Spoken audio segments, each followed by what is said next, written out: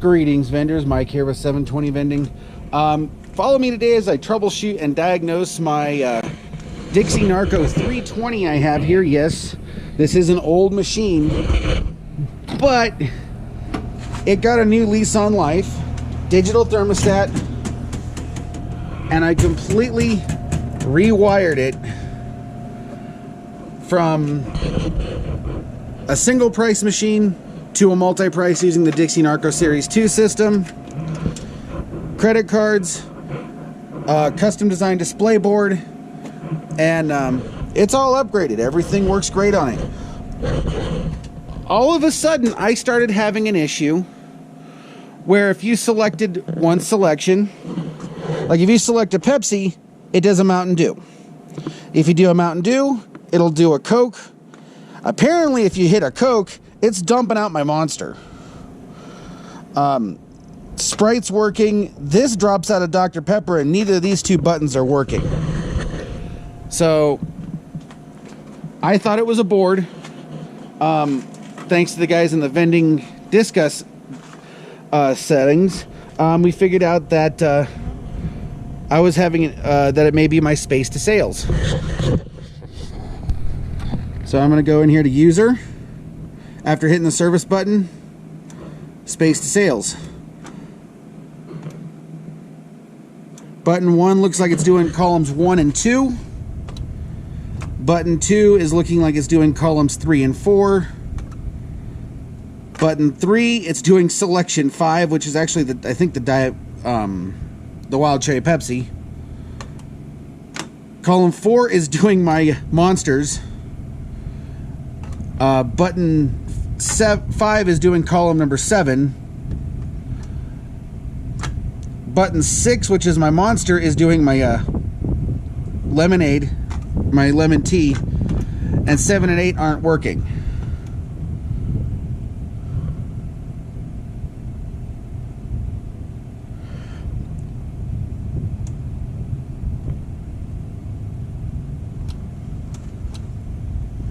So I need to figure out how to get that to shut off.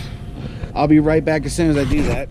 Welcome back. I did figure out what it was to do to how to program that. So I went ahead and did the first one, which was Pepsi, and it was doing columns 1 and 2. Now it only does column 1. So now I got to go into, you got to press the service button to get it to say add. And then one more time for delete. And so for button 2, I want to delete 3 and 4.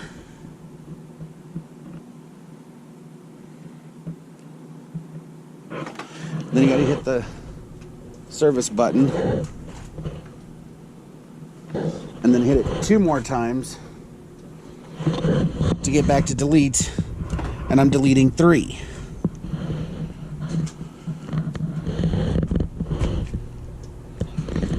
Somehow this really got messed up and nobody did these changes to the system.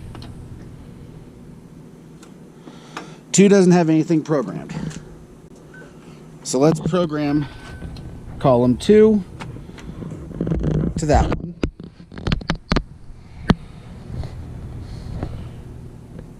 To button 2.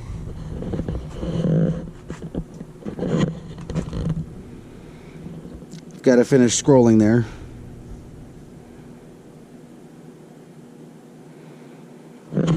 And I'll go ahead and get the rest of these reprogrammed. I'll come back as soon as I can test all of them. Well, after fixing all the space to sales and testing all my buttons, it determines that my bottom 2 button down here, the buttons aren't working, but it's not even detecting them. It's not detecting them when it's in diagnostic mode either. I even tried testing the connection. So now I'm going to try swapping the board. I have a spare board here. I'll go ahead and clip you to the fence so you guys can see me swap out this board. Let's get onto it. This is really weird because this machine was working just fine and all of a sudden it stopped working properly. So the first thing we got to do is we got to shut down the machine, unplug it, and we're going to pull this board out and swap it out with another one.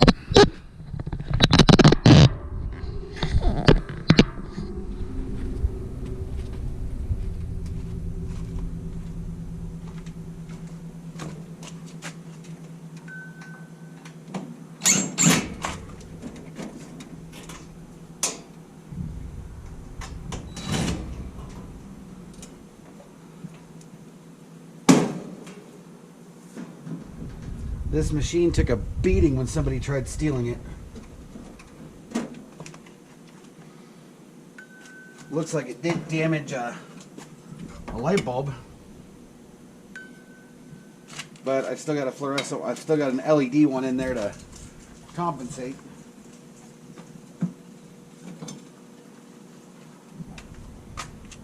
So now we're going to unhook everything. This was your decks. Motors,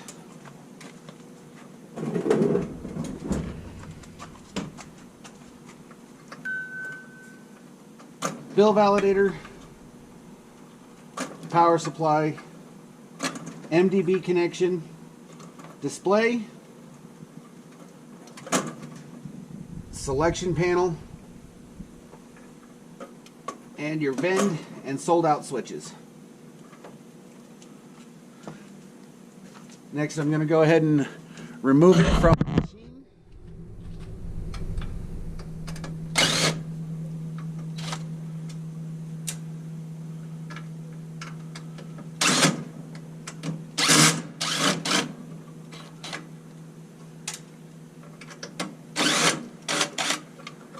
A few months ago, if you guys remember from earlier on my channel, I had somebody tried stealing this machine, which, as we all know, doesn't work too well. So we're going to go ahead and get this board out of here. It's a relatively straightforward swap. Sometimes you can get them with the housings, but I got one replacement board at one time without a housing.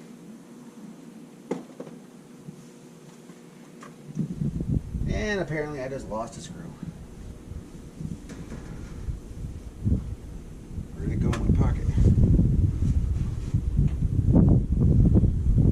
Nope, down a screw.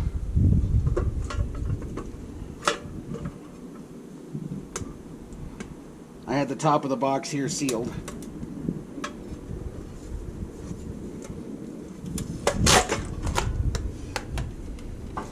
And so here's the board. I do believe it is in the process of failing. So like I said, we're just going to go ahead and swap it out here. Takes out the one screw down here at the bottom.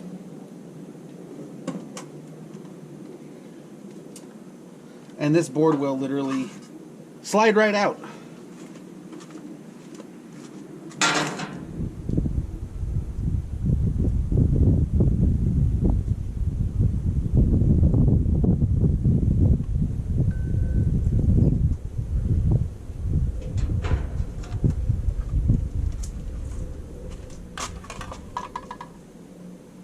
I have the new board. I have the new board here. My replacement board. I'm going to transfer the standoff for the board into this one, as well as the battery for the memory. So I do have to reprogram this board. It is still relatively straightforward. I should not have to adjust the space to sales, because it'll all be back to factory defaults.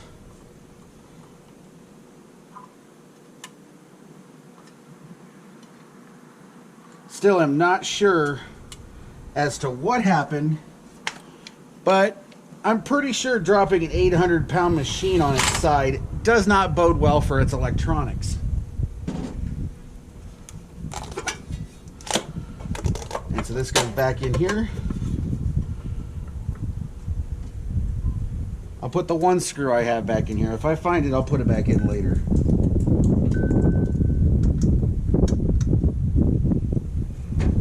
And then I'll remount the board to the machine.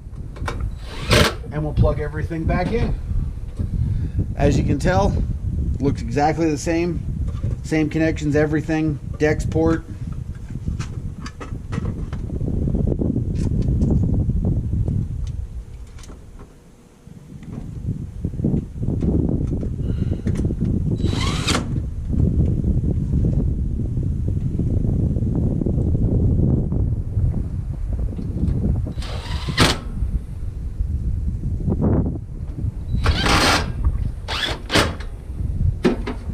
Yes, I know my machine looks like a Frankenstein machine, but guess what? It works. And I saved a 40-year-old machine from going to the scrap heap just because it was an old single price machine, to multi-price, still very relevant, and it even has credit cards on it. So first up is going back in is the sold out and vend switches, the selection panel. It all gets plugged back in the exact opposite way it came apart. There's your display, your MDB connection, power supply, bill validator if you're still using a 110 volt validator, and your motor harness, and the DEX port for my credit cards. You're gonna come down here, I'm gonna plug it back in.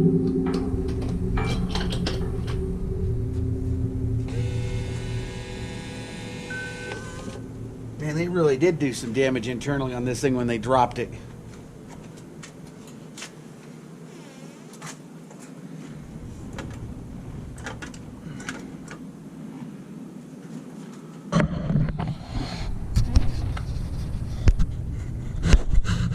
Right now it's displaying $99.95. That's what all the prices are set to. The important thing is here, let's see if the two bottom buttons are now working again. Go to the diagnostic menu, selection switches, 1, 2, 3, 4, 5, 6, 7, and 8. All of my selections are now being seen again. I'm going to go ahead and go back through the menu here.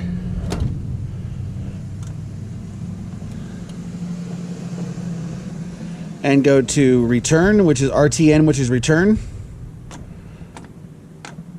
And we're going to go back to set price, SP, and it says $99.95.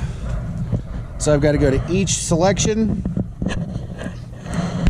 and get them back up to $1.25, except for my Monster.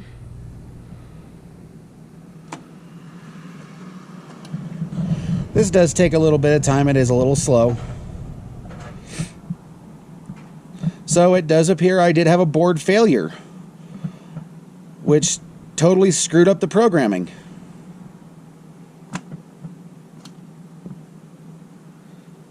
Nope, I need to come back down.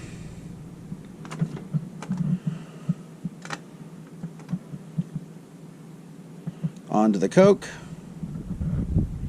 You just hold your selection button till it gets to the desired price.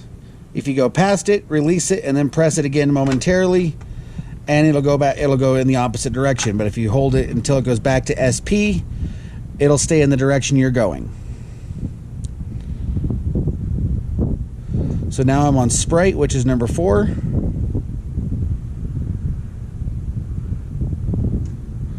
So it looks like I lost money this week with the machine due to its vending monsters for $1.25 instead of $3. So I would definitely say that was a problem.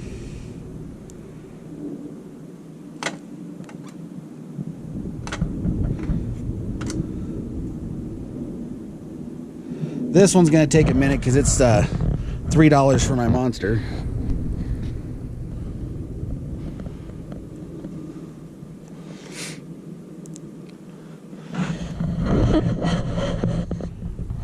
I'm going to go ahead and finish getting these reset, and I'll bring you back on for the testing. So now that I have everything reprogrammed here, I'll go ahead and show you. I got $1.25 for Pepsi, $1.25 for Mountain Dew, $1.25 for Coke, $1.25 for Sprite, $1.25 for Wild Cherry, $3 for my Monsters, $1.25 for Dr. Pepper, $1.25 for Lipton Brisk. So we're going to set the $2 in there.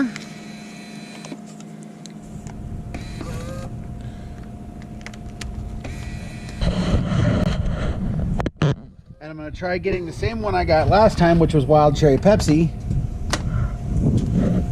And